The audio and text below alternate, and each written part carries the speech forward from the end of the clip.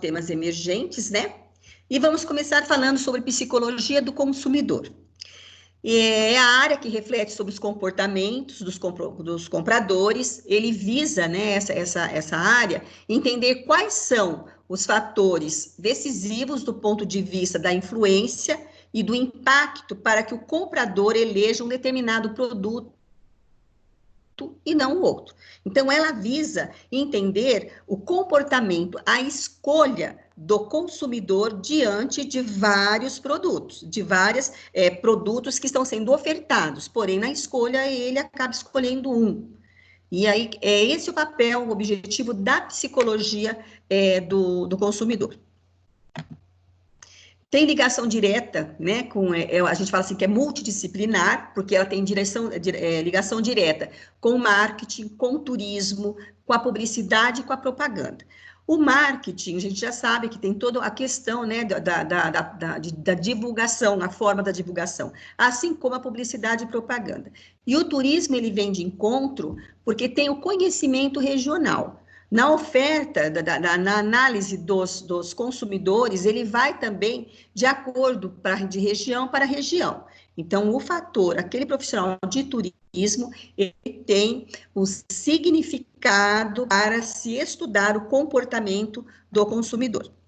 Como eu falei, atua de forma multidisciplinar no processo de compreensão de comportamento dos consumidores, com o objetivo de fidelizar o cliente. Então, o fidelizar, ele tem um objetivo para que esse cliente ele seja fiel tanto ao comércio, tanto quanto o local, né, como também relacionado à marca.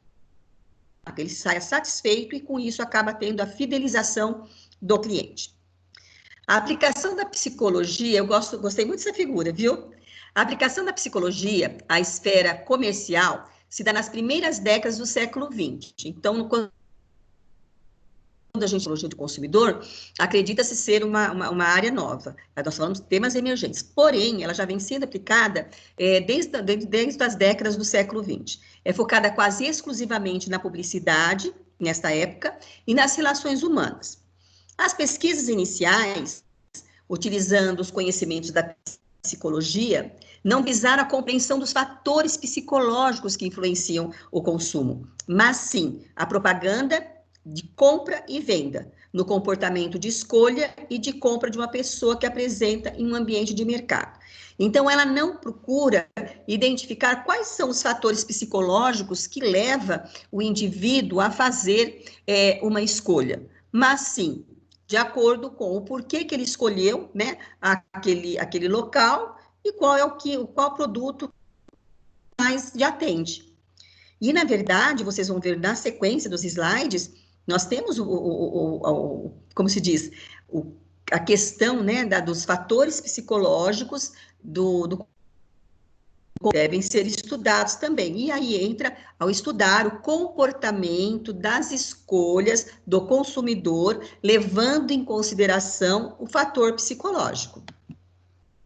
A psicologia do consumidor é considerada uma subdivisão da psicologia social, pois os conceitos utilizados, na maioria das vezes, são discutidos pela psicologia social e cognitiva, que são temas e conceitos como: na psicologia social, se estuda as atitudes, a comunicação e a persuasão. Persuasão é o poder de convencimento, né? Então, a partir do momento que se estuda a psicologia social, ela está inserida dentro da psicologia do consumidor, é porque ela tem em vista os conceitos relacionados à atitude, à comunicação e à persuasão. E aí nós temos a cognitiva, que é o processo de informação e processo de decisão. Nesse processo de informação e decisão, como vão ser passadas essas informações, né? E o que leva o consumidor a ter a decisão final. Neste momento, quando eu falo a atitude da psicologia social, a forma da comunicação, a forma do convencimento como que eu posso dizer, do vendedor junto ao seu cliente, que é o consumidor. E, ao mesmo tempo, quais são as informações? Como eu devo passar as informações para o consumidor, que ele tenha um processo de decisão e, ao mesmo tempo, ele passe a ser um consumidor fiel, ou aquele determinado local, ou aquele determinado comércio, ou a determinada marca. Existem os fatores de influência nesse processo de decisão, de compra, que existem os fatores culturais, que é a cultura, subcultura e classes sociais. A cultura, quando se estuda também, que fala-se o social, lembra que nós falamos ali atrás, os fatores sociais, que é a psicologia social, ele vem de encontro com a cultura, subcultura e as classes sociais. Então, isso acaba, com certeza, influenciando na decisão final. Nós temos os fatores sociais, que são os grupos de referência, que são os grupos a qual aquele indivíduo, aquele consumidor, ele faz parte, a família, os papéis e posições sociais. Então, quando eu falo os grupos de referência, eu estou falando de cultura. Quando eu falo de família, eu estou falando de subcultura. E quando eu estou falando de papéis e posições sociais, eu estou falando das classes sociais. E os fatores pessoais? A idade e estágio do ciclo de vida, a ocupação também, né? Qual é a ocupação, qual é a profissão que ele tem, as condições econômicas, o estilo de vida da personalidade. Então, no consumidor, também se observa a personalidade dele como um fator decisório nas escolhas dos seus produtos. Temos os fatores psicológicos, que é motivo, percepção, aprendizagem, crença e atitudes, que vamos falar logo em seguida. E no final nós temos o comprador. Então, os fatores psicológicos, o que leva, né, ao consumidor a fazer a compra, a adquirir aquele produto? Qual é a percepção que ele tem? O que a aprendizagem tem a ver com esse fator psicológico? E as crenças e as suas atitudes.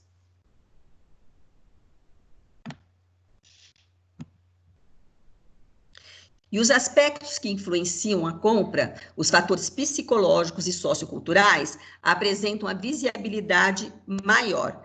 Quando ele vai adquirir um produto, ele acaba utilizando para consumo, e o que leva a fazer a sua decisão, tomar a decisão final da compra, são os fatores psicológicos, que são motivação, percepção, aprendizagem, crença e atitudes, e também os fatores sociais e culturais.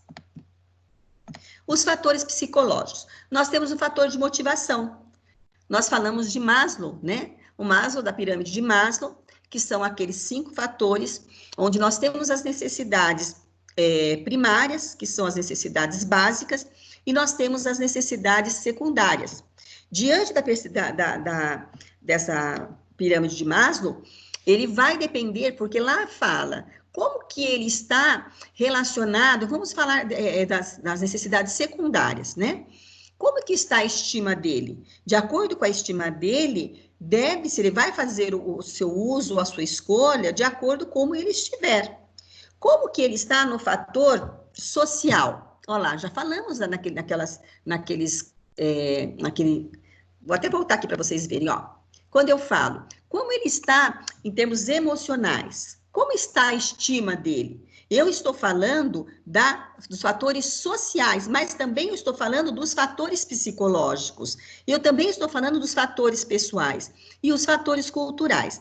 Quando eu falo da autorrealização, ele vai fazer de encontro que tantos fatores psicológicos, de uma forma geral, que é a motivação, está inserida nesse fator, que é a principal, tá? Para que se execute realmente a aquisição, a compra de um produto, é a motivação. Então, eu levo dentro da pirâmide de Maslow, eu tenho as necessidades básicas, que são necessidades primárias, são as necessidades que eu compro de imediato, aquilo que precisa saciar essas minhas necessidades.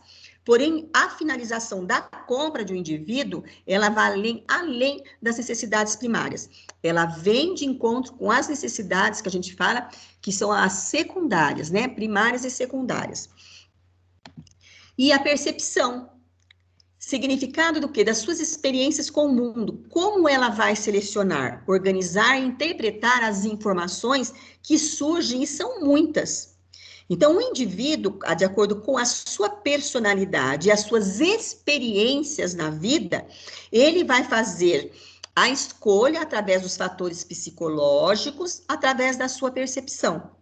Eu falo que no momento da percepção também, ela vem de encontro como você está emocionalmente naquele período de compra, que você está consumindo, está comprando. Como que você está? Isso vai interferir nas escolhas dos seus produtos, podendo levar, após a compra, a gente fala assim, que leva até a uma situação de insatisfação, porque você comprou no imediatismo da situação que você estava naquele momento. Eu precisava adquirir alguma coisa para que eu me sentisse bem. Isso vai de acordo com as experiências que esse indivíduo tem com o mundo, com as situações as quais ele passa no seu cotidiano. Nós temos a aprendizagem, que são as mudanças de comportamento dos sujeitos a partir de suas experiências. Então, também os fatores psicológicos, os indivíduos, conforme eles vão mudando de comportamento, aí vai adquirindo novas experiências, as suas escolhas também podem mudar. Quando a gente fala assim, eu antes, né, eu gostava muito de batom vermelho. Hoje eu gosto de um batom mais rosa. Então, o comportamento através das experiências, até mesmo relacionado, né, ao fator idade, ele pode mudar o comportamento do consumidor, porque passa a ser uma aprendizagem. Ah, eu compro um sapato, mas ele me aperta demais, mas eu gosto muito dessa cor.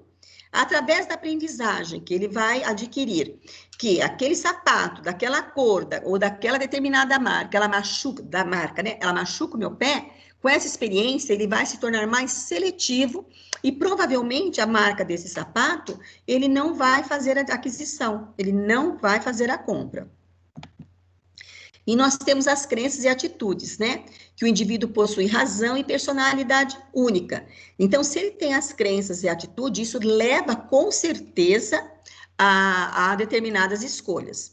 Dependendo também da cultura, porque as crenças e as nossas atitudes, ela vai depender tanto da cultura quanto da subcultura. E compreender os fatores psicológicos e como são desenvolvidas as relações contribui muito com a adolescência. Adorei esse parágrafo, gente, olha que legal.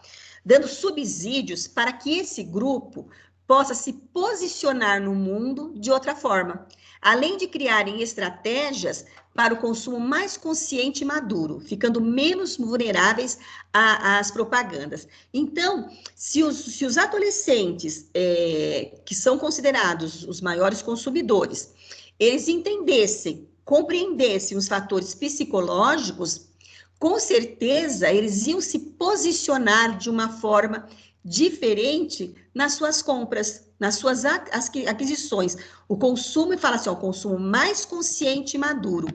Que aí, olha, eles vão passar a ter um melhor entendimento que não são superiores ou inferiores por terem ou não determinado utensílio, ou tenham determinada roupa, né, traje de determinada marca, ou eletrônico. E que isso não faz dele ou dos colegas melhores ou piores. A psicologia, então, ela vem de encontro a estudar o comportamento também do adolescente. E você sabe que a psicologia do consumidor, eu vejo que é uma área muito interessante, porém, ela é muito pouco difundida dentro dos nossos psicólogos, né? E a importância vem também porque a gente estuda o comportamento do consumidor, as suas atitudes, né? Os seus fatores psicológicos diante da escolha. As empresas, nós temos observado isso, né, com frequência, todos nós, através, inclusive, de anúncios, da mídia, de uma forma geral. Ela tem atuado com responsabilidade social. Segundo o Move Minor, 2003, 95% dos norte-americanos acreditam que precisam realizar o seu trabalho para, além de gerar lucros, entendam que as empresas têm responsabilidades com os funcionários e com a comunidade. Então, ele entende que as empresas, elas têm que, através do lucro a qual ele vai acabar gerando, né, Existem as empresas que precisam ter essa responsabilidade. Com a qualidade de vida do trabalhador, que são os funcionários, e também junto com a comunidade. A gente fala muito em relação à responsabilidade social, que o indivíduo que trabalha dentro de uma empresa, que tem essa visão de responsabilidade social, vai interferir positivamente dentro da comunidade. Mas como assim? Claro, ele está inserido dentro daquela comunidade. Então, um indivíduo, um colaborador que atua dentro de uma empresa que tem essa visão de responsabilidade social, com certeza a comunidade, de uma forma geral, ela acaba tendo também esse fator, né, que vem a agregar e melhorar, inclusive, a violência, vem a melhorar a qualidade de vida dos familiares, que são também da comunidade. E essas empresas, elas desejam, com esse olhar, não só contribuir, mas gerar uma imagem positiva sobre sua atuação. Desejam criar uma imagem pública positiva. Quando nós falamos da psicologia do consumidor e dentro dela está inserido a responsabilidade social, lembre-se que a responsabilidade social, ela vai fazer com que você compre o produto de determinado marca ou de determinada empresa ou de determinado comércio, porque você acredita que eu consumindo aquele produto, eu vou estar ajudando na responsabilidade social. A imagem pública da empresa que se preocupa com a responsabilidade social, ela se torna positiva e ela se torna um diferencial no momento do consumo. A gente observa hoje os cosméticos, é um exemplo, né? Aqueles que não utilizam testes em animais, eles estão passando a ser muito mais consumidos. Por quê? Existe uma responsabilidade dessas empresas e elas se comprometem com os seus consumidores não fazerem esse teste. Então, ela acaba sendo reconhecida dentro do mercado de trabalho. E aí nós vamos falar, né, sobre as práticas psicológicas, que é a desconstrução de preconceitos, atualizações e limites. Na saúde, nas perspectivas da redução de danos.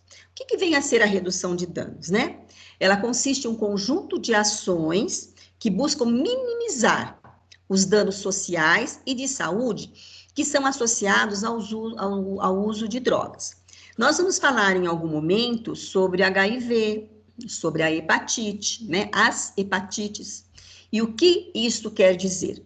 Porque houve-se um momento, né, que na Europa ela é reconhecida sobre a redução de danos em suas ações, em suas estratégicas e na sua política direcionado àqueles que estavam a doença, né, do HIV e também os usuários de droga, porque eles viam uma situação muito ligada à outra, elas tinham um contexto parecido e levava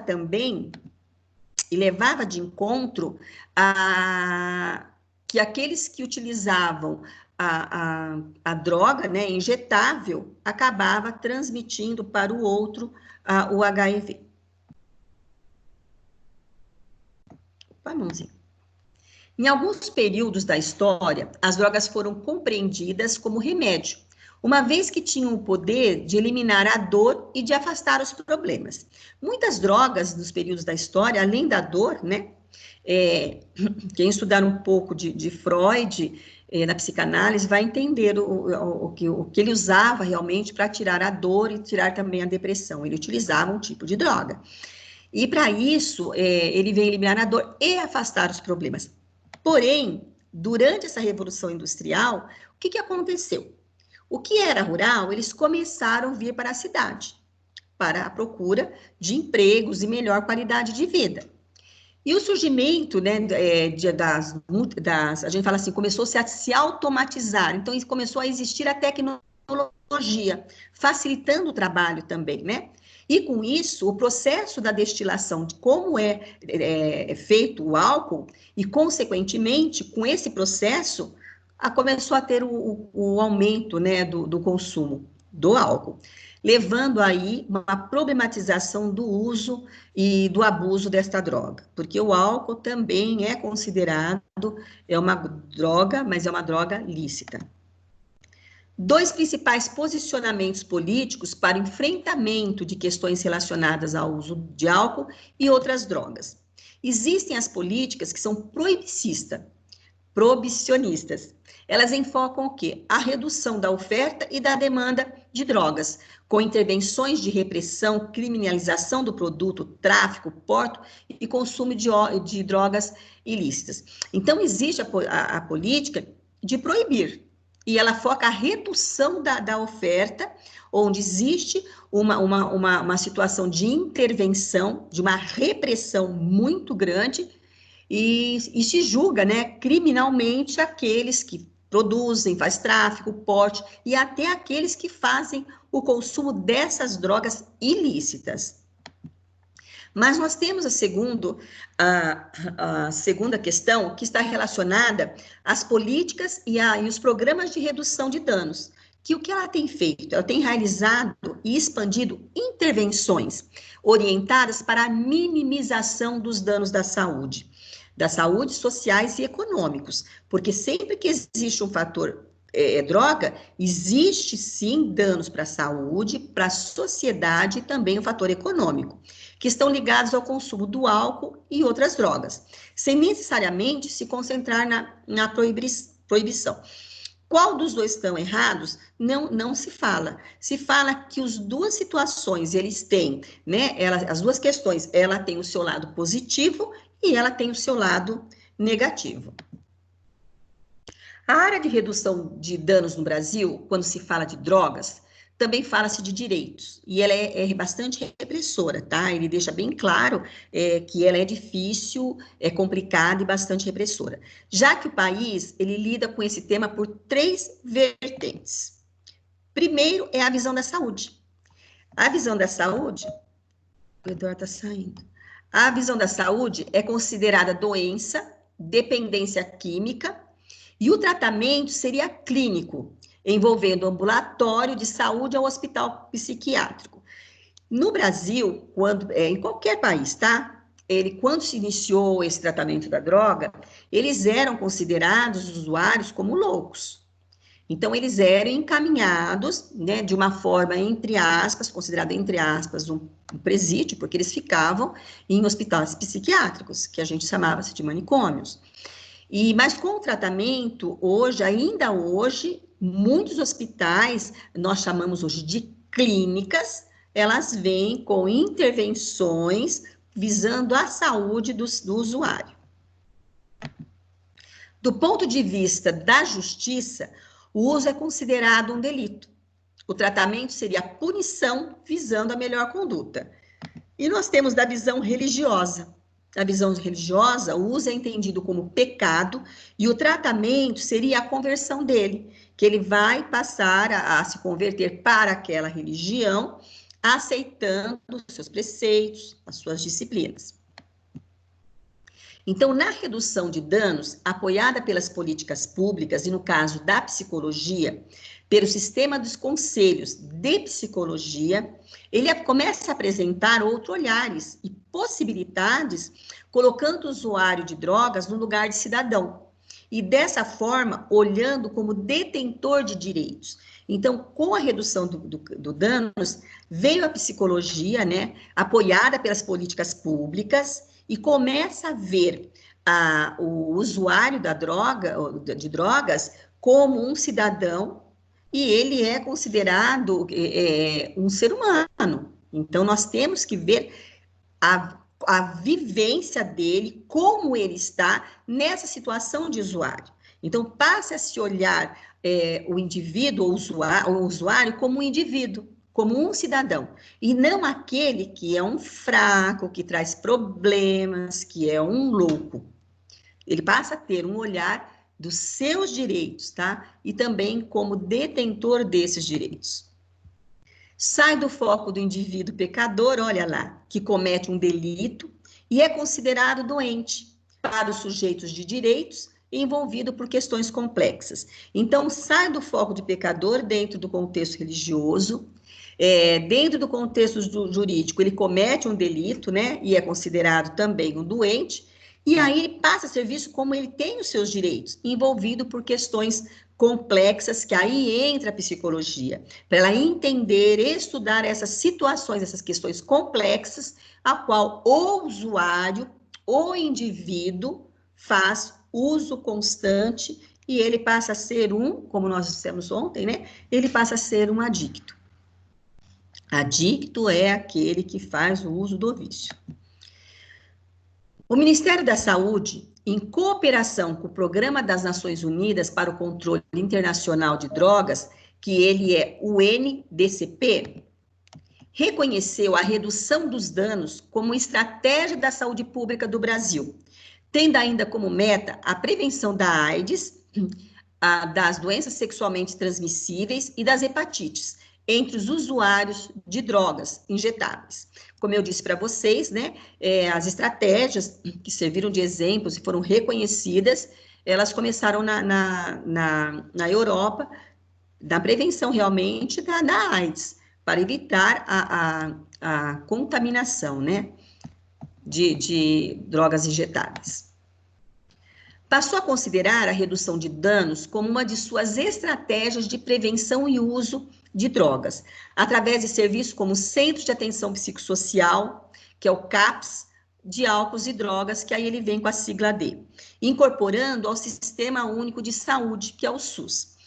Vocês, quando vocês forem fazer estágio em clínica, alguns alunos vão fazer estágio no CAPS, tá? E é muito legal, aqueles que têm focado bastante em clínica, ele vem de encontro para entender todo esse processo da droga, até da abstinência e do tratamento. O objetivo geral da redução de danos é evitar, se possível, que as pessoas se envolvam com o uso de substância psicoativa. Então, ela vem com a prevenção. Ela não tem a redução de danos só para corrigir aquele que já é usuário. Não. Ela vem com um programa de intervenção para a prevenção do uso de substâncias psicoativas. Se isso não for possível, se eles já foram usuário, né, para aqueles que já se tornaram dependentes, oferecer os melhores meios para que possam rever as relações de dependência, orientando-os tanto para um uso menos prejudicial, quanto para a abstinência, conforme que se estabelece a cada momento para cada usuário. Então, aí ele já diz que nós começamos a ver o usuário como um indivíduo, e nós vamos procurar oferecer a ele os melhores meios, as informações que existem para que ele possa rever a relação dele com a dependência. A dependência, ela tem todo um histórico para ser tido desencadeada. Ela não desencadeou por uma situação, eu quero passar a ser o usuário. O usuário, vocês vão ver lá um pouquinho mais para frente, ele sofre muito com isso. Ele não passa a ser o usuário como é reconhecido, como ele é, na verdade, né, existe estereotipado como um indivíduo que ele é fraco, né, ele é louco, como eu disse, ele é um indivíduo que ele é inconsequente. Não, nós temos que entender, né, o porquê, é esse o papel da psicologia, que ele chegou à situação de drogadito ou de adicto. E agora nós passamos a falar sobre a psicologia, gênero e sexualidade na contemporaneidade. Quando nós falamos de psicologia, gênero e sexualidade na contemporaneidade, a gente fala muito que é um tema, assim, que leva, às vezes, né, a muita reflexão. E ele tem sido um tema bastante ainda, né, nos tempos que nós estamos, nos dias de hoje, ainda há bastante resistência. Então, nós temos o sexo, que é considerado que é o biológico, que vem a ser o quê? Ele vem a ser a genitália e a combinação de cromossomos. Como que é essa combinação de cromossomos? Se eu tiver o cromossomos XX, eu sou feminino. Se eu tiver XY, eu sou masculino. Então, ele já vem até assim, ó. E se acontece XX, o homem é XY. Então, durante uma relação sexual, onde existiu a fecundação, desenvolveu como fazer, a gravidez, quem vai determinar o sexo da criança? Nós estamos falando do sexo biológico. É o homem. Porque o homem, no momento da fecundação, ou ele vai mandar o X, que a mulher é XX, e vai ficar o XX, vai ser uma menina. E se o homem, no momento da fecundação, ele enviar o Y, vai ser XY, vai ser um menino. Então, na definição, na verdade, é o cromossomo que o homem envia, né? E ele acaba indo, e ele acaba tendo ou é um feminino ou é um masculino. Nós temos a identidade de gênero, que é a maneira como a qual você se enxerga e se identifica. Nesse processo, eu achei muito legal que a gente fala assim, do homem cisgênero. O que seria, né, o homem ou a mulher? Então, quando a gente fala cisgêneros, ele se identifica com o seu gênero de nascença. Então, eu sou, nossa, tem bastante gente aqui. Eu sou do gênero, né, masculino ou feminino. Eu sou do gênero homem ou mulher. Então, vai depender daquilo, o gênero de nascimento, que eu sou feminino ou masculino. E aqui, quando é transgênero, aí já passa a ser uma identidade do gênero que difere dos tipos do seu sexo atribuído ao nascer. A gente fala que quando o sexo, que a gente fala assim, que é o cisgênero, ele é um fator biológico, né? E quando a gente fala do transgênero, é a identidade de gênero que difere do tipo do seu sexo atribuído ao nascer. E aí ele passa a ser todo um contexto relacionado também e acaba tendo interferência social, que alguns acabam se negando nessa situação de homem ou mulher transgênero. É um tema bastante legal, tem que ter a psicóloga que trabalhar junto com a psicologia, gênero e sexualidade, ele tem que estar muito atento, sempre estudando, todos, né, em todas as áreas, mas também vocês vão ver o perfil desse psicólogo, que é o ideal, né? O que é ser o ideal? Nós temos, como psicólogos, nós temos que estar entendido das situações e também perceber que nós não devemos ter o preconceito. E falar de gênero e sexualidade é falar do processo histórico, em que essas palavras, conceitos e significados foram sendo construídos, alterados, simbolizados e vividos ao longo dos anos.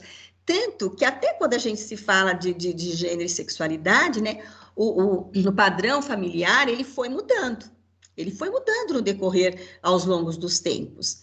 E eu quero perguntar para vocês, alguém sabe me dizer o que vem a ser sexualidade? Hã? Não? Então tá.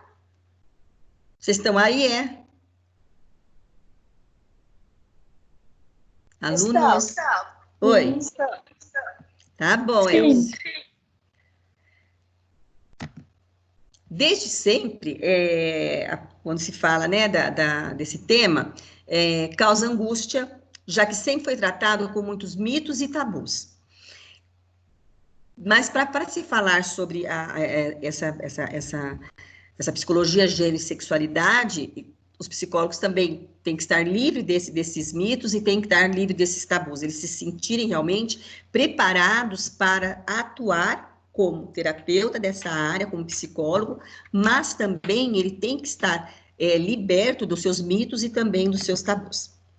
No início do século XXI, as mulheres representam, né, cerca de 40% da força de trabalho, elas passam a ter menos filhos, dedicam-se à profissão e têm direitos garantidos, como trabalho, corpo e sexualidade.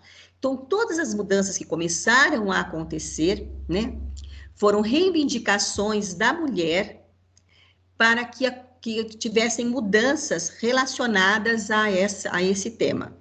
Então, a mulher, ela começa a ter a conquista, né? Ela procura trabalhar fora, ela acaba sendo independente, passa a ter menos filhos. Aqui tem bastante gente jovem. Quem tem mais de... Quem é, assim, 4 irmãos em casa? Contando você, mais 3. Tem? Elisane tá aí? Aline? Não, Angélica? nós somos em 2. Ok, Eu ali, sou Angélica. professora. Oi? Eu também sou em 2. Eu, Legal. Oséias, Eu também eu e sou em mais 2. 4. Osés, você mais 4? É, São na 5, época do meu legal. pai não tinha televisão. No meu também, nós somos em 5 também, Oséias. Então, porque aí, com o decorrer, né, quando nós falamos bem, com o tempo foi mudando toda essa, como que eu posso dizer, esse conceito até de sexualidade mesmo, né? A mulher passou a ter um papel importante na mudança dessa temática. Então, elas passaram a dedicar a sua profissão e ter direitos garantidos, como trabalho, corpo e sexualidade. E aí, nós não podemos ainda afirmar, né, que o cenário modificou para todas as mulheres, na mesma medida. A cultura ainda segue com transformações lentas. Em muitas empresas se sabe que existem mulheres com o mesmo cargo de gerência, porém o salário dela é menor do que o do homem. Ainda existe essa vertente. Existem mulheres que, nós mulheres de uma forma geral, né, de uma forma geral, se você trabalha fora, você tem as responsabilidades do trabalho. Quando você chega em casa, você ainda tem que lavar, passar, cozinhar, ver tarefa de filho, você tem outras responsabilidades. Então, quando a gente fala, não se pode afirmar que o cenário modificou para todas as mulheres. E na mesma medida, a cultura segue com transformações lentas. E o gênero, adorei essa figura, olha, já sabe o que é? É humano. Gênero pode ser compreendido com as diferenças de ser homem e ser mulher, como forma com que a masculinidade e a feminilidade são socioculturalmente apresentadas. Então, nós já falamos naquele anterior, e aí eu achei interessante que ele fala assim, homens e mulheres são produtos da realidade social, e não decorrência da anatomia de seus corpos. Então, o que se vê é o que exigindo, né, a sociedade fala, é um homem ou uma mulher, mas decorrente da anatomia, a questão de gênero, ela já não fala isso. E quando Professora, falamos... Oi, bem, pode falar. desculpa, a Dani Amadeu tá tentando entrar na aula, ela me avisou Ela aqui na... tá mesmo, Aline, acabei de ver, agora já aceitei, tá? Obrigada. Obrigada, Aline. E aí, quando falamos de sexualidade, logo pensamos em sexo. Eu perguntei para vocês o que era sexualidade, vocês não quiseram me falar, né? Então, tá aqui, ó. Então, definir é algo além de complexo, um tanto quanto abstrato. Por quê? Porque a gente liga sexualidade a sexo a sexualidade. Para a família, a escola, a religião, a ciência, a lei, o governo, todos se esforçam para determinar o que é o sexo. Então, como nós devemos compreender a viver nossa sexualidade, tendo em vista normatizar essas vivências, as vivências que nós temos em todos esses contextos. E aí vem, a culpa é do tabu. Refletir sobre a sexualidade humana é ir além do biológico, é compreendê-la como expressão, ali ele fala, ó, é expressão efetiva, envolvendo emoções, sentimentos, atitudes, crenças e valores que representam com o tempo. A figura ficou um pouquinho em cima. Então, a sexualidade é ir além do biológico, que é o sexo. A sexualidade é compreendê-la, o amor que você tem, como você se expressa afetivamente, as emoções que estão inseridas dentro de você e que você consegue expressar, os seus sentimentos, as atitudes, as crenças e os valores. Então, olha, a sexualidade acaba sendo as suas atitudes, as suas crenças, os seus valores, que envolve todo o contexto emocional e psicológico. O sexo, aí sim, o sexo ele é biológico, tá? Vocês conseguiram entender isso, gente? Hein? Sim, professor. Ok. Tanto que o sexo é biológico, que ele está lá na pirâmide de Maslow, nas necessidades primárias, que são aquelas básicas, lembra? Todo mundo precisa, dependendo de animal racional ou irracional. Agora, a sexualidade é diferente, ok? Não podemos desconsiderar os fatores históricos e a história da sexualidade. Olha que interessante, gente, olha lá, ó.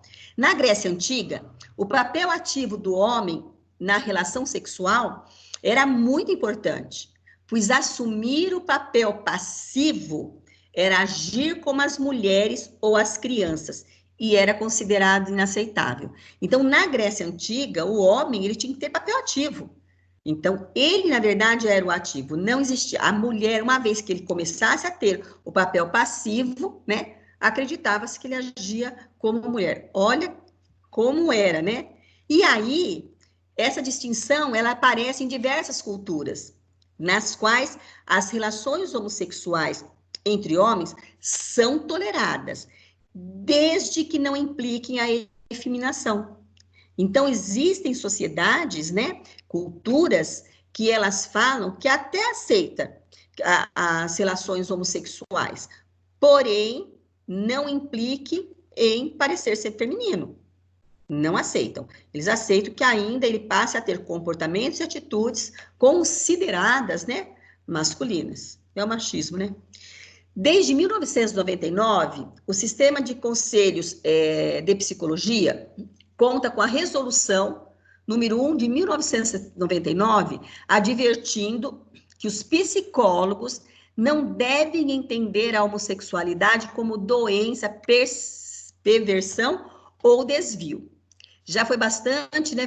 Teve bastante polêmica também o ano passado relacionado a isso.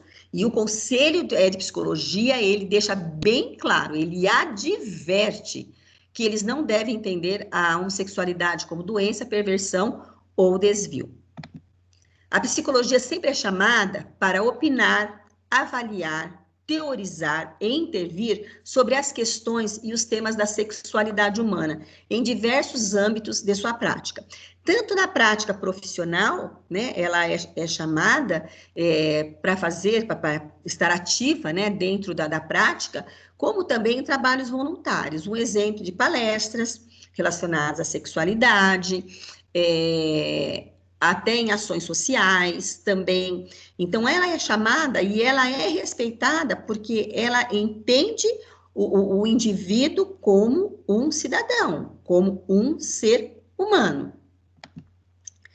Cabe ao Conselho de Psicologia discutir e difundir as diretrizes e éticas e referências que respaldem as praxes, né, do psicólogo, quando tratamos de temáticas específicas, como a diversidade, considerando as concepções patologizantes, que são de patologias da orientação profissional, presentes nos segmentos conservadores da sociedade. Então, ele fala, que vem aí do CRP, tá?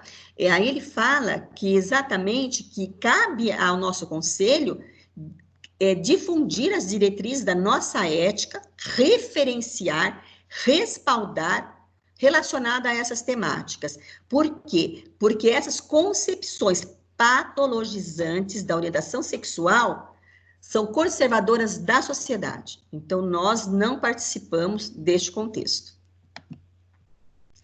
O direito à homofetividade, além de estar amparado pelo princípio fundamental da isonomia, é a proibição da discriminação. Olha, o que seria a isonomia? Isonomia é quando existe uma lei para todos, tá?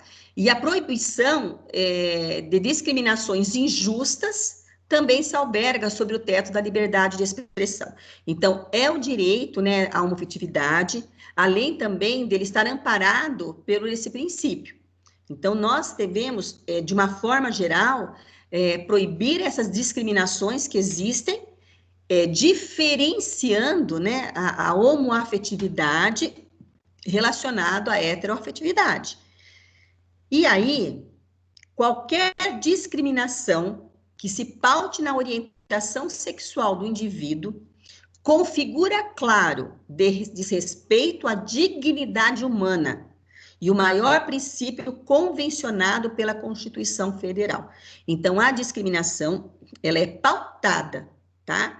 Ela tem, realmente, nós temos o apoio da nossa Constituição Federal. A sensação de insegurança torna-se uma fonte de ansiedade, no contexto da homossexualidade, e de sofrimento que está presente dentro do encontro terapêutico. Então, quando os indivíduos, né, eles procuram o encontro terapêutico, leva junto com eles, né, a fonte de ansiedade e de sofrimento encontrados na sua homossexualidade. Porque os clientes e os pacientes com diversidade de gênero e sexual, muitas vezes eles questionam diretamente a seus terapeutas de forma consciente ou inconsciente sobre seu conhecimento e entendimento sobre as diferenças sexuais e de gênero. Então, quando ele procura o atendimento terapêutico, né, ele quer saber qual é o conhecimento real do seu terapeuta. E é justo. O papel de psicólogo não é de controle, não é de cura ou mudança de comportamentos para manter as convenções sociais ou convicções sociais. É acolher e atuar com os sujeitos considerando o seu sofrimento.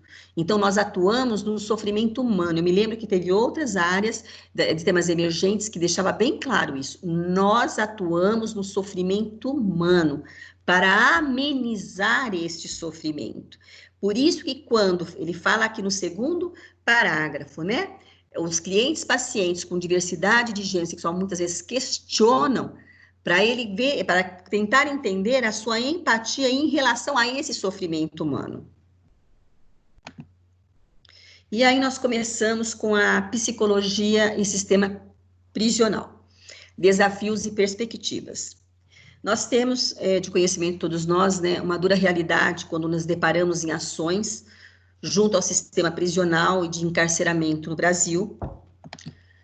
São vários os desafios cotidianos para quem atua nessa área, pois trata-se de um tema complexo e influenciado por muitos fatores. No decorrer agora da explanação desse tema, vocês vão conseguir entender, eu espero que todos vocês estejam aí, consigo entender a complexidade, realmente, que está ligado e influenciado por diversos fatores. E a psicologia, ela se depara com diferentes formas de sofrimento individual ou coletivo, e mais especialmente nessa área. Temos que lidar com estereótipos de ser prisionário em nosso país, em termos de preconceito, de exclusão. Lidamos com uma dinâmica psíquica dos sujeitos em cárcere, e nós temos também os familiares, e muitas vezes com impacto causado na comunidade.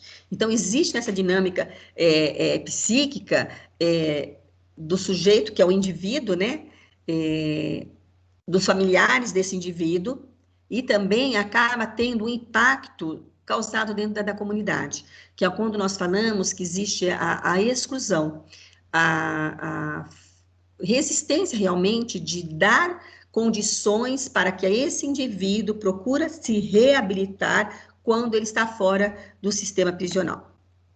Os encarcerados são cidadãos, são marcados e vistos pela sociedade como pessoas sem valor, desajustados, marginais e delinquentes. Muitas vezes, quando a gente começa a falar sobre este assunto, às vezes começa a se questionar, mas será que não são? Ou será que são? Né? Mas nós temos que nunca esquecer que eles são cidadãos. O que está sendo feito para a sua reabilitação?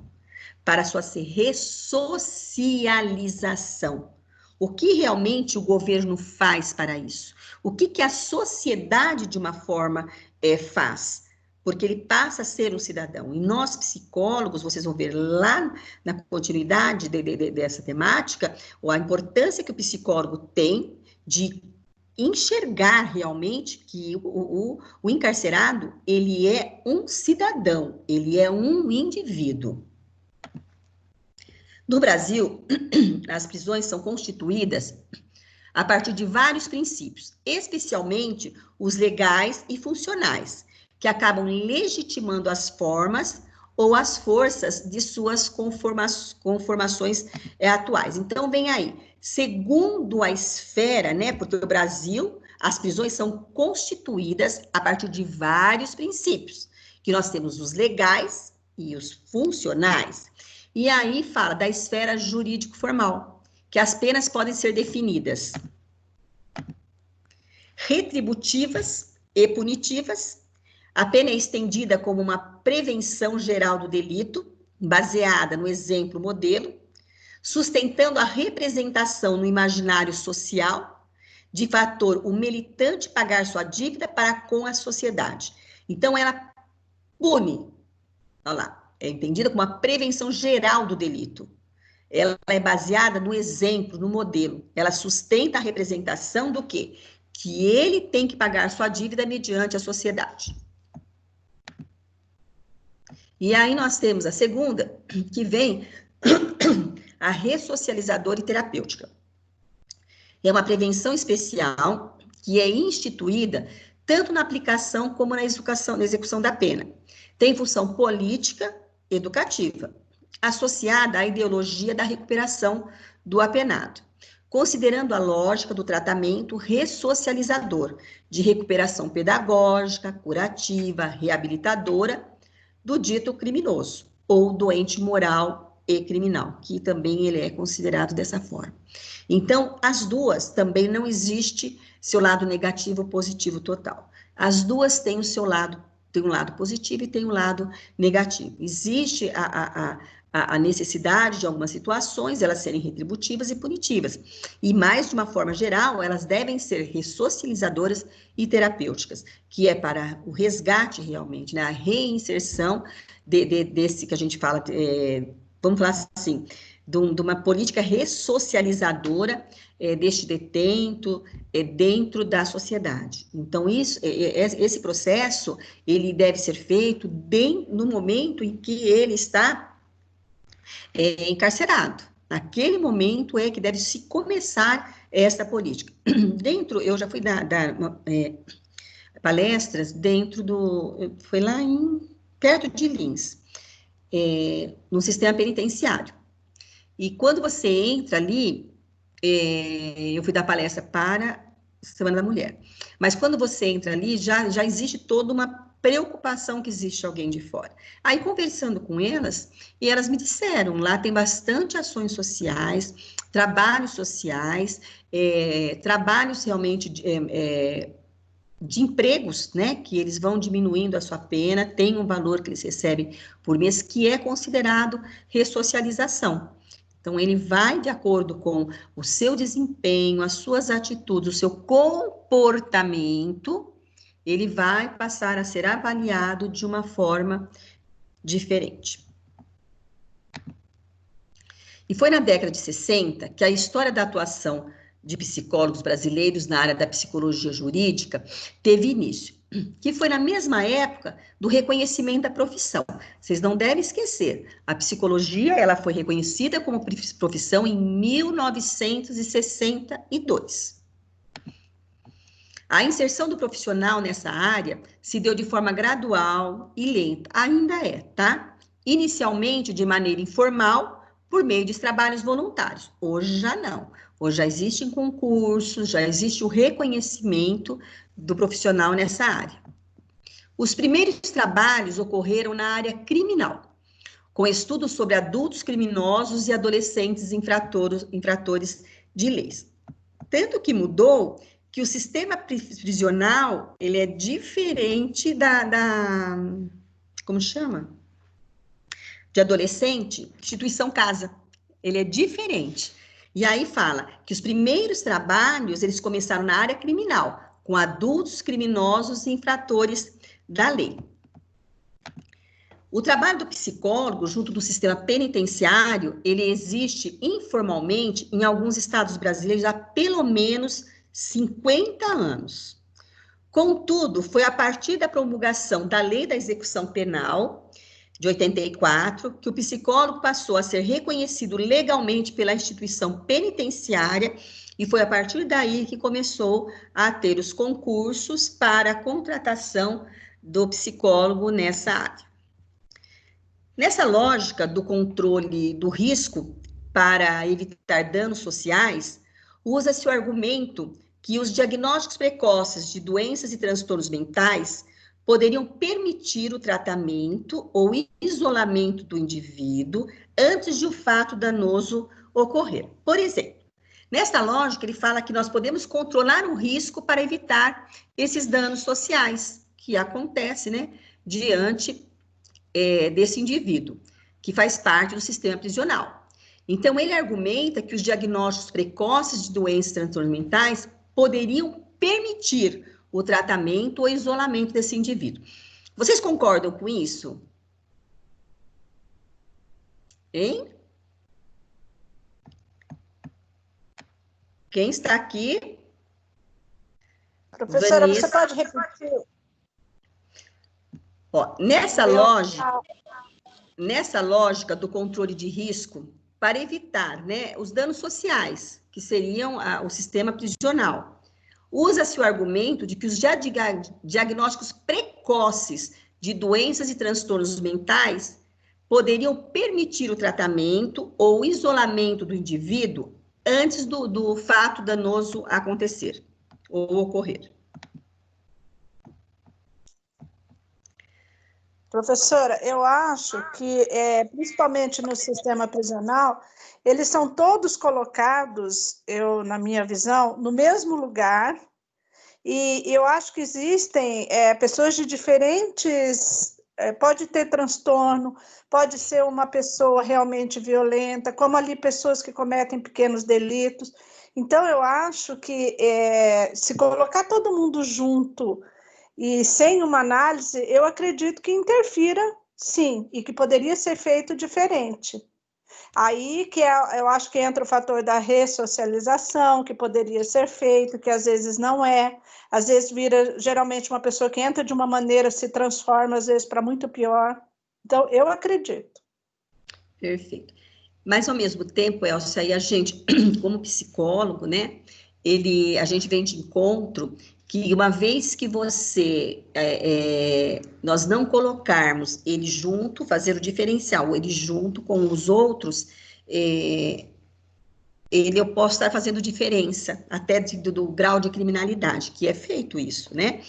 O que pode acontecer dentro do nosso sistema prisional é a superlotação que gera a desmotivação, que gera a insatisfação por maior que seja o delito, e aí caracteriza, né, pode caracterizar realmente que ele venha a desenvolver aí maiores delitos futuramente. Okay? Exatamente. Professora? Oi, bem. Dá licença, deixa eu dar minha opinião. Eu trabalho dentro de um sistema prisional. Legal. Então, vou falar um pouco sobre o que eu vejo. Há uma separação, principalmente quem é primário, quem é reincidente, principalmente por artigo, quem é do furto fica junto com quem é do furto, mais ou menos isso. Se fizesse um trabalho preventivo, com certeza ia diminuir. Uma pequena taxa, mas ia diminuir. Só que já tem uns que já levaram o crime como profissão. Então, essas pessoas aí já precisam de um trabalho mais elaborado. Uhum. Porque às vezes é por falta de opção também, porque mora numa comunidade carente e uma das poucas soluções é criminalidade. Mas é feito um trabalho preventivo, só que longe do ideal, mas é feito. Ô, Zé Ias, me fala o seguinte, você acredita que o trabalho, ele foge um pouco do ideal pela falta de condição realmente que não se tem, ou porque também falta, entre aspas, tá? Dos profissionais que estão inseridos dentro desse contexto, como se diz, acreditar que aquele indivíduo ele tem algum tipo de recuperação. Eu acho que falta mais por falta de recursos mesmo, financeiro. Às vezes tem algumas pessoas que têm a boa vontade, o interesse, só que peca, não é que peca, acaba esbarrando na falta de, às vezes você precisa comprar alguma coisa, tudo dentro lá é difícil. Se não tem, para comprar é difícil, para conseguir colocar lá dentro é rigoroso a revista para entrar lá, não é qualquer coisa que vai autorizar. Então, às vezes o próprio sistema prejudica esse lado aí de ressocialização. Excesso de Então, burocratização, né? sim, exatamente. Às vezes tem boa vontade, quer fazer alguma coisa, mas uma coisa simples, às vezes como passar um filme motivacional, alguma coisa assim, já é complicado. Então, a burocracia, a falta de recurso financeiro prejudica muito. Perfeito. Obrigada, viu, Oséias? Obrigada mesmo. Olha. Professora, Oi. deixa eu fazer uma pergunta. O Oséias explicou muito bem. Até eu ia fazer uma pergunta, ele acabou respondendo a minha pergunta. Dentro desse sistema prisional aí, assim, com os psicólogos, né, fazer sei lá, uma reunião por causa das regras impostas, né, que tem a dificuldade de inserir alguma coisa dentro do contexto, isso teria a chance de reverter para ser uma coisa, para poder trabalhar assim com mais facilidade? Eu acredito, não sei se o Oséias concorda comigo. Uma vez que não tiver essa fiscalização, Eliana, se ela já existe, é porque já aconteceram situações por exemplo, drogas, armas entrar lá que não pode. E aí vem a fiscalização. Mesmo com essa fiscalização, essa revista que existe, eles já dão um jeito de entrar. Então, eu acredito que para manter, eu acredito, tá? Para manter a ordem, acaba sendo uma necessidade. O que deveria facilitar até para a ressocialização, para a integração, é aquilo que o Oséias falou, desburocratizar um pouco, né? E aí falta recursos financeiros. Ah, por quê? Vai lá para a penitenciária, lá só tem bandido, lá só tem ladrão, mas aquele indivíduo que está lá, ele é um indivíduo, ele é um cidadão, e ele vai retornar para a sociedade. Por isso que a ressocialização dele é importante daquele momento a qual ele está inserido dentro do presídio, né? Agora, a fiscalização é uma coisa que eu não tenho realmente conhecimento para te dar essa resposta, porém, eu acredito, né, que existe a necessidade, porque com fiscalização, com a revista, que é rigorosa, existem armas, drogas entrando lá dentro, como, né, eles vão vencendo, né, de uma forma ou de outra, trapaceando para que entre. E se não existisse, como que seria, né, o sistema? Porém, é tudo uma educação, né? Agressividade, violência não gera violência, agressividade, mas é uma questão de educação. Eu acredito que investir na educação seria que aquela falta de recursos seria o diferencial. E aí, Oséias, concorda? Acho que já saiu. Não, estou aqui, professor. Ok? Não, de certa forma é basicamente isso. Não tem como abrir mão da segurança deles próprios, nesse caso, com a revista, tanto do pessoal que trabalha, mas dos próprios detentos, que as armas, às vezes, que entram não é só para funcionário, às vezes é entre eles. Não tem como abrir mão de segurança. Mas alguma coisa é feita. Em toda essa burocracia e essa dificuldade é feito, principalmente pela área religiosa, pastoral que a gente fala, que é a Igreja Católica, Evangélica e algumas outras que vão lá. Ela faz um bom trabalho. Só que ainda é longe do ideal, né? Legal. Obrigada, Eliana. Fazendo uso de métodos de diagnóstico adequados, seria possível saber quem deve permanecer ou sair das prisões, patologizando as questões penais e considerando aspectos unicamente punitivos de controle da vida cotidiana. Então, ele fala, o Conselho, né, Federal, ele fala que se fizesse o uso dos métodos de diagnóstico adequados, seria possível saber quem deve permanecer ou sair da prisão, patologizando as questões penais, considerando os aspectos unicamente punitivos de controle da vida cotidiana. Então, se fizer só uso desses métodos, na verdade, ele acaba dando todos com uma patologia, acaba sendo punitivo, né? E tendo o controle dele ter entrado em liberdade ou não entrar em liberdade, ou estar em liberdade. E aí vem o Conselho novamente, em 2012, ele explica o quê? As demandas jurídicas para a psicologia sempre foram classificadas foram de classificação e diagnóstico dos indivíduos em uma lógica dicotômica, porque ela teria duas situações, né? E maniqueísta. Então, eles vão também, como a gente falou, do fator religioso, tornando os psicólogos profissionais especialistas em motivos, apenas em motivos, colocando de forma individual as questões sociais e fortalecendo, assim, as visões punitivas e repressoras.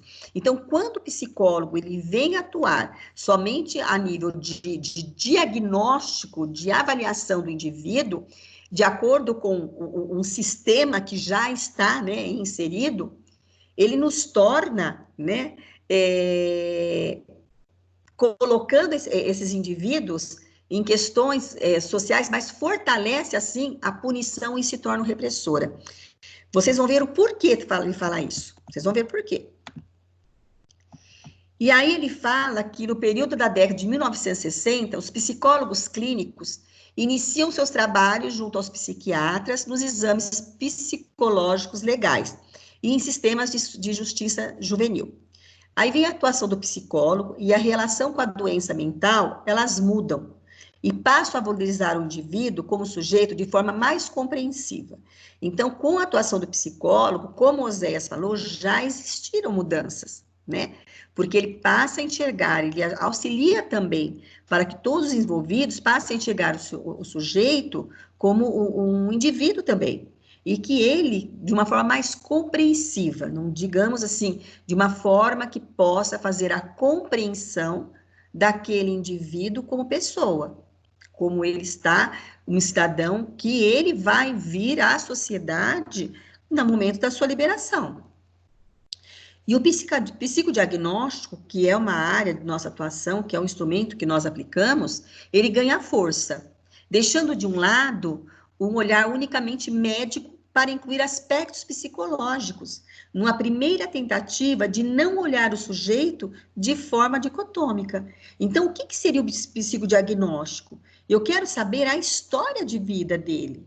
Eu preciso de informações. Então, não é só a análise, a avaliação psicológica no contexto de que eu vou falar, ele sai ou ele fica, tá? Mas eu começo a ganhar forças com o olhar nos aspectos psicológicos daquele indivíduo. Segundo o nosso Código de Ética, em seu artigo 2º, é vedado ao profissional, olha lá, o exercício da psicologia, praticar ou ser conivente com quaisquer atos que caracterizem negligência, discriminação, exploração, violência, crueldade ou opressão. Então, quando nós... Bom, isso aí em todas as situações, tá? Mas no sistema prisional, devemos ficar atentos, relacionados a essas posturas, a essas atitudes que caracterizam, né, todas essas situações. Negligência, discriminação, exploração, violência, crueldade ou opressão. E ele também, ele fala, né, o nosso conselho, utilizar ou favorecer o uso de conhecimento e a utilização de práticas psicológicas como instrumento de castigo, tortura ou qualquer forma de violência. Então, ele fala também que é vedado a nós psicólogos utilizar ou favorecer. Nós podemos utilizar ou podemos oferecer, isso é vedado. De uma forma ou outra, eu vou participar, e o outro eu vou ser conivente. Ok? Então, tanto na participação como na conivência, é vedado ao profissional psicólogo. E nós falamos novamente, né, do Código de Ética, eu trouxe bastante isso, porque esse contexto do Código de Ética, que nós temos que ter conhecimento vasto, qual é realmente, o que é o nosso Código de Ética nos fala. Então, ele fala que o psicólogo baseará seu trabalho no respeito e na promoção da liberdade, da dignidade, da igualdade e da integridade do ser humano, apoiado nos valores que embasam a Declaração Universal dos Direitos Humanos. Então, aí, mesmo que nós estamos falando de sistema prisional, eu tenho que atender, né, aquele indivíduo com dignidade, com igualdade e integridade do ser humano que ele é.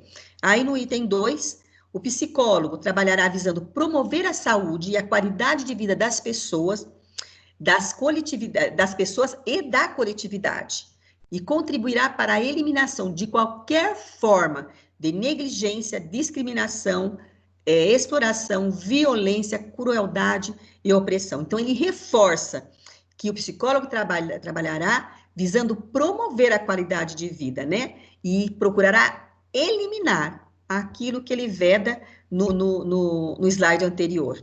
E aí nós temos no 7º que ele fala, o psicólogo considerará as relações de poder nos contextos em que atua e os impactos dessas relações sobre suas atividades profissionais, posicionando-se de forma crítica e em consonância com os demais princípios desse código. Então, se o psicólogo utilizar, né, as relações de poder e impactuar e atuar dessas relações, então ele vai se formar, vai se posicionar, o nosso conselho, de forma crítica, em consonância com os demais princípios deste código. O que seria esses demais princípios? O que esse código fala e qual vai ser, entre aspas, a punição, a correção, digamos assim, para este profissional, que ele não vai visar, né, a eliminação de qualquer forma, reforçando negligência, discriminação, exploração, violência, crueldade e opressão, podendo perder o seu registro, tá? De acordo com o Conselho Federal de Psicologia, não cabe aos psicólogos e às psicólogas efetuarem qualquer tipo de parecer sobre periculosidade das pessoas em cumprimento de pena privativa de liberdade e sua responsabilidade penal. Então, a nós não cabe nós darmos o parecer sobre a periculosidade dessas pessoas. Nós vamos falar sobre a personalidade dela e não da periculosidade. A utilização e solicitação de avaliações psicológicas em momentos em que se necessita avaliar a pessoa presa somente para subsidiar decisões judiciais durante a execução da pena, para fins de execução de benefício de progressão de regime e livramento condicional. Torna tal instrumento algo voltado exclusivamente para a suposta defesa social, o que viola os direitos e garantias das pessoas a ela submetidas. Então, o nosso conselho também, ele critica a utilização e solicitação de avaliações psicológicas em momentos que necessita avaliar a pessoa presa somente para subsidiar decisões judiciais. Não é para subsidiar essas decisões judiciais. Temos que ver no contexto também a qual esse indivíduo ele está, quais são as situações realmente dele como indivíduo, dele como cidadão. E a prática da avaliação psicológica, ela precisa ir além do chamado exame criminológico, que vê o sujeito como uma fotografia, e não de forma complexa como os sujeitos são, né? Olha, gente, posso repetir? A prática da avaliação psicológica precisa ir além do exame criminológico, que vê o sujeito como uma fotografia, e não de forma complexa como os sujeitos são. As mudanças nos artigos das referências técnicas de psicólogo foram se transformando na tentativa de amparar o profissional em suas praxes, em uma tentativa de garantir uma atuação coerente com o Código de Ética e Resolução do Profissional Psicólogo.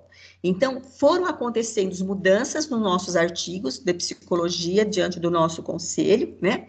As referências nossas técnicas, para quê? Para que nos amparassem realmente, nos respaldasse para garantir a nossa atuação coerente com o nosso Código de Ética e Resoluções do Profissional Psicólogo. Observa-se, interessante esse parágrafo, observa-se um despreparo por parte da nossa classe, tanto no processo de avaliação psicológica, quanto na sua produção documental, resultando em falhas consideráveis no que tange a questão de ética, que observadamente repercute em inúmeras punições, além da perda da credibilidade dessa ciência junto à sociedade civil e jurídica. Enquanto quando existem profissionais despreparados, né, para esse processo de avaliação psicológica direcionada a esse sistema, não só esse, em todas as áreas, viu? Além da produção documental, nós temos todo um respaldo de como produzir os nossos documentos. Os nossos conselhos regionais, eles nos amparam, eles nos orientam como faz isso. E não só isso, nós temos referências que nos auxiliam como nós fazemos a produção desses documentos. E aí, quando existe esse despreparo, existem falhas que são consideráveis, que vai contra a nossa questão de ética. E repercute, com certeza, perde a credibilidade, tanto das pessoas, quanto da área jurídica. Temos 2 cenários a ser considerados, diante do que nós falamos, tá? Nós temos profissionais que, frente ao desespero, negam-se a prestar serviços. Nós temos profissionais que negligenciam a ética e executam o trabalho inadequadamente, prejudicando a imagem da ciência. E aí ele fala logo em seguida, a atuação do psicólogo no sistema prisional, ela não se limita à avaliação como um foco do seu trabalho. Ela não se limita a isso, porque ele deve ter liberdade de promover transformações e adaptações, objetivando a humanização de suas praxis, pois dispõe de conhecimento, sensibilidade necessárias para a realização dessas alterações.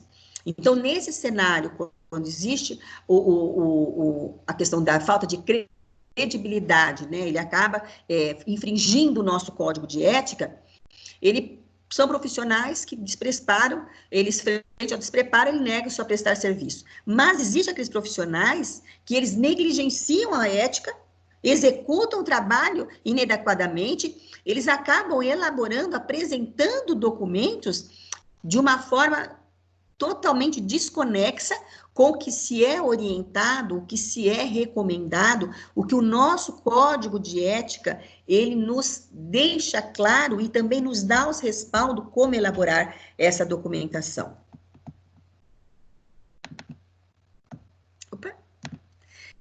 É possível também notar o papel do psicólogo como avaliador, elaborando psicodiagnósticos desde o surgimento da psicologia jurídica.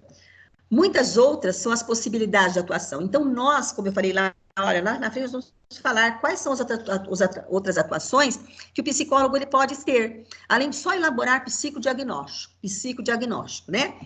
Ele pode atuar em acompanhamentos. Ele pode acompanhar também situações de indivíduos que estão em cárcere, para quê? Para que ele possa ter uma visão realmente do todo o processo. Ele pode oferecer orientações familiares. Ele pode ter participações em políticas de cidadania. Ele deve ser um profissional atuante e não apenas se dispor a elaborar psicodiagnóstico. Ele deve também fazer parte do combate à violência, das estratégias relacionadas a todas essas áreas de atuação. Participação em audiências, entre outros. Eu tenho algum indivíduo que eu tenho que fazer o psicodiagnóstico, preciso participar de uma situação de audiência. Mas, além de tudo, eu tenho outras situações. Olha, gente, quantas atuações que podem, o psicólogo, ele atuar de uma forma de prevenção, de correção, porque um problema já está inserido, mas eu posso trabalhar de uma forma que essa correção, ela pode se tornar como prevenção para futuros familiares que podem desencadear o delito, ou até dentro da sociedade que possa vir a desencadear delitos. Então, nós podemos trabalhar com a correção daquela situação que já existe, mas juntamente com a prevenção, para que novos casos, novos delitos não voltem a acontecer ou ocorrer. E essas possibilidades de atuação ampliam o olhar para a atuação do psicólogo, né? E sua inserção no âmbito jurídico, exigindo constantes atualizações dos profissionais envolvidos na área. Então, eu vejo o profissional da área, nossa, psicólogo, que nós temos não que só nos basear na área da psicologia. Dependendo da área que eu vou atuar, eu tenho que ter conhecimento de uma forma geral de outros profissionais, de uma equipe multidisciplinar e o olhar dos outros profissionais. Quando nós estamos falando do sistema prisional, eu tenho que conhecer a forma do psicólogo dentro do âmbito jurídico. Eu tenho que conhecer como existe toda uma estratégia dentro do âmbito jurídico. Eu me lembro que uma das palestras relacionadas à alienação parental, que eu não me esqueço disso, que teve um advogado que ele até falava assim: todo advogado, ele deveria fazer psicologia, e todo psicólogo deveria fazer direito. Relacionado, vamos dizer, ao sistema prisional, ou relacionado, né, a gente está falando do psicólogo forense mesmo, que vem de encontro, deveria fazer direito, porque para conhecer a forma, né, das estratégias da atuação. Encerramos. E agora eu gostaria de saber de vocês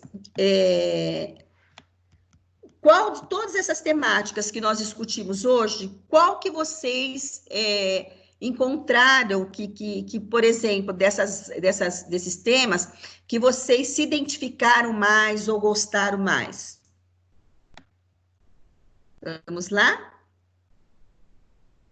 Brenda? Francine? Gedivaldo? Lucas? Maria Carolina? Oi. Maria Carolina, desses temas que nós, dessas áreas, né, que a gente fala que é emergente, qual que de hoje, Carolina, te chamou mais a atenção? Por que que eu estou dizendo isso? Porque foram áreas que mexeram muito, né, com a nossa também, com nossos valores, né, com os nossos princípios. Qual delas te chamou mais atenção? Bom, eu estou entre duas. Eu acho que a psicologia e religião, que é uma área bem importante, porque todo mundo tem uma religião, né? Então, olhar o sujeito através desse olhar, assim, sem se intrometer na religião, mas compreender que ele é único, né? Daquele jeito, eu acho importante.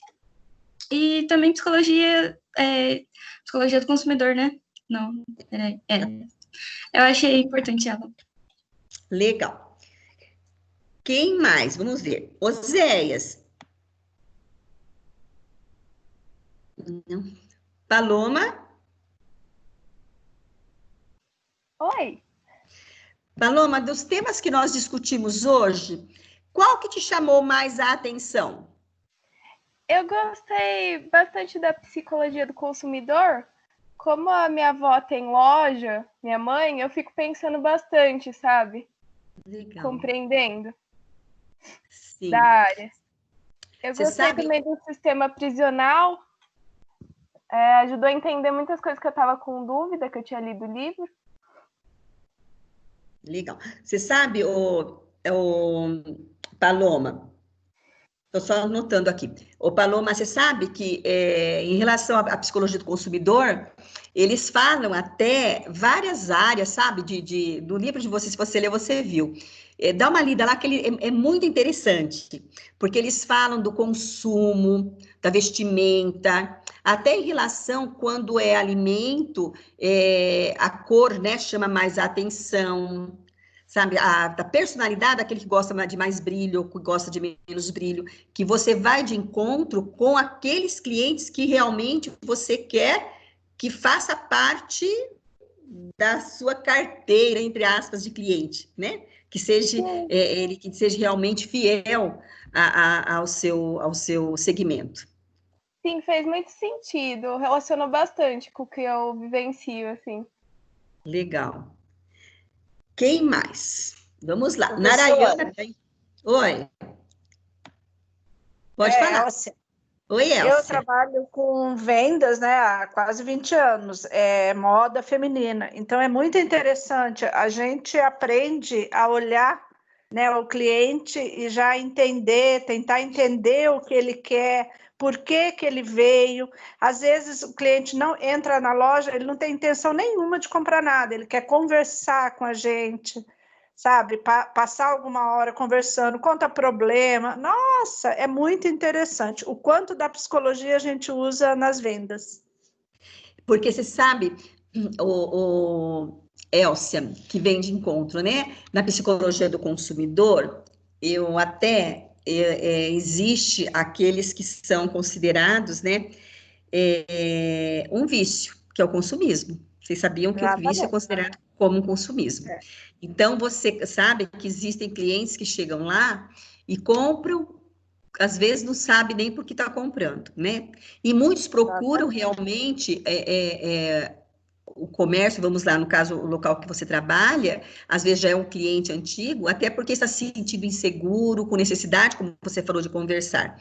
Você sabe que eu tenho ainda uma colega, que eu morava numa cidade bem pequena, e ali a gente, aquela época, né, digamos assim, eu estou em Bauru há 9 anos, e aquela época, não sei se aqui em Bauru faz isso, a gente comprava muito em consignação.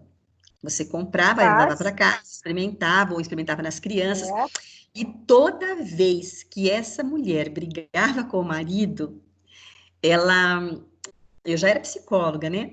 Ela saía nas lojas e comprava, levava tudo em consignação. Mas comprava mesmo, uma que ela tinha um poder socioeconômico muito bom.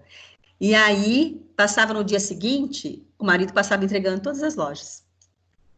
Porque quando ela não conseguia trabalhar com a frustração da briga com o marido, ela foi para terapia, tá? E conseguiu trabalhar isso, com orientação minha, inclusive. Ela não conseguia trabalhar a parte de frustração dessa discussão com o marido, ela era consumista, então ela passava comprando nas lojas, coisas que ela, às vezes, nem servia para ela, achou bonita, ela levava. Exatamente, a gente vê muito isso, muito mesmo. Quem mais? Vamos lá. Daniela. César, já chamei. Brenda, Angélica. Sabe que eu fico muito triste? Que sempre estamos só nós na sala. Não fico não, que vocês são muito importantes para mim. Então, para a gravação.